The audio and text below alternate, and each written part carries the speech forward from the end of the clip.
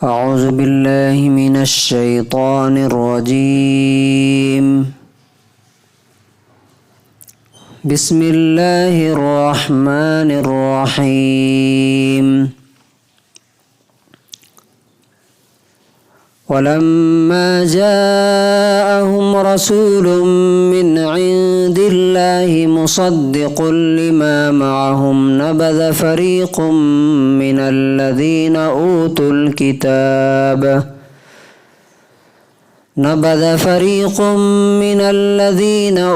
الكتاب كتاب الله وراء ظهورهم كأنهم لا يعلمون۔ سورہ نمبر 2 آیت نمبر 101۔ اور جب ان کے پاس اللہ کی طرف سے ایک رسول آیا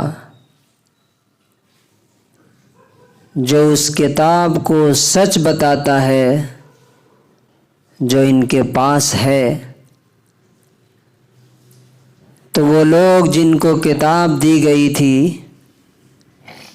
ان کے گروپ نے اللہ کی کتاب کو اپنے پیچھے ڈال دیا جیسے کہ وہ اسے جانتے ہی نہیں۔ And when a messenger from Allah came to them, confirming that which was with them, a party of those who had been given the scripture threw the scripture of Allah behind their backs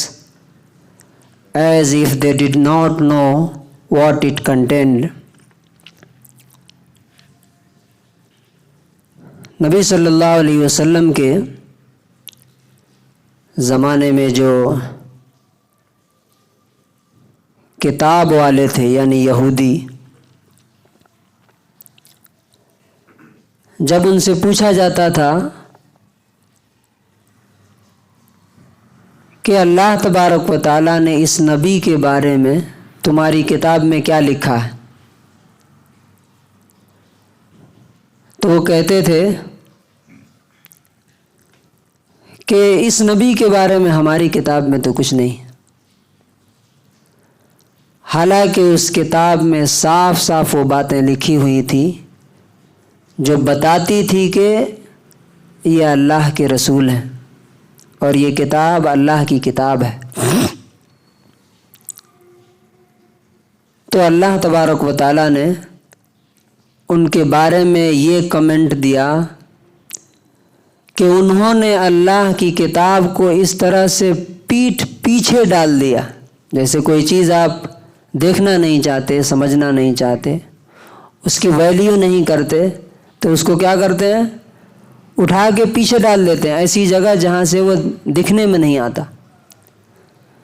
اور اس طرح سے گویا کہ وہ جانتے بھی نہیں کہ اس کتاب کے اندر کیا ہے۔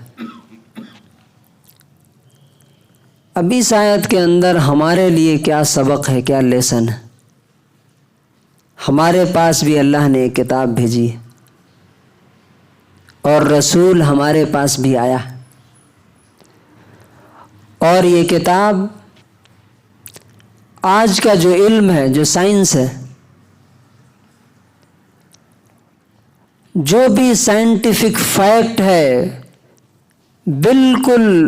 وہ میچ کرتا ہے، اس سے کہیں سے کنٹرڈکشن نہیں ہے اللہ کی کتاب میں اور اس علم میں جہاں تک انسان پہنچا ہے۔ اور جو بھی کھلے دل سے اس کتاب کو پڑھتا ہے وہ سمجھتا ہے کہ یہ اللہ ہی کی کتاب ہے۔ اب مثال کے طور پہ آپ دیکھ لیجئے، نماز کو ہی لے لیجئے، نماز اپنی وضو سے لے کر کے اور سلام تک اس کا ایک ایک ایکشن آج سائنٹیفک پروف فراہم کرتا ہے کہ یہ اللہ ہی کی طرف سے ہو سکتی ہے اور کسی کی طرف سے نہیں ہو سکتی۔ بھی میں ایک ویڈیو دیکھ رہا تھا، ایک پنڈت بتا رہے تھے کہ میں نے سوچا کہ مسلمان ہمیں بتاتے ہیں کہ ایسا کرو ویسا کرو، میں دیکھتا ہوں کہ ان کی کتاب میں کیا کیا لکھا ہے۔ تو اس نے بتایا کہ جب میں نے قرآن پڑھنا شروع کیا اور جب میں نے قرآن ختم کیا تو میں بالکل بدل چکا تھا۔ اب وہ آیتوں کا حوالہ دے دے کر کے، شلوک نمبر 1 ادھیائے نمبر اتنا کر کے، وہ باضابطہ حوالہ دے کے، ریفرنس دے کر کے وہ اسلام کی تبلیغ کر رہے، ایک پنڈت۔ تو اللہ تعالیٰ کہتا ہے کہ جو کچھ بھی تمہارے پاس ہے، جو علم ہے، صحیح علم، یہ کتاب اس کی تصدیق کرے گی۔ ہاں فالس ہے تو اس کی بات الگ ہے، لیکن آج ہم نے اس کتاب کے ساتھ کیا کیا ہے؟ وہی اصل میں یہ جو کمنٹس اللہ تعالیٰ نے دیے ہیں ان کے بارے میں، وہ اسی وجہ سے کہ ہم اپنا چہرہ اس میں دیکھیں۔ آج وہی کنڈیشن ہے کہ نبذ فریق من الذین اوتوا الکتاب کتاب اللہ وراء ظہورہم۔ آج ہماری اکثریت اور میجورٹی نے اللہ کی کتاب کو اس طرح سے پیچھے ڈال دیا ہے، سال سال بھر ہو جاتے ہیں لوگ کتاب کھول کے نہیں دیکھتے، اور جو دیکھتے ہیں وہ سمجھنے کی کوشش نہیں کرتے،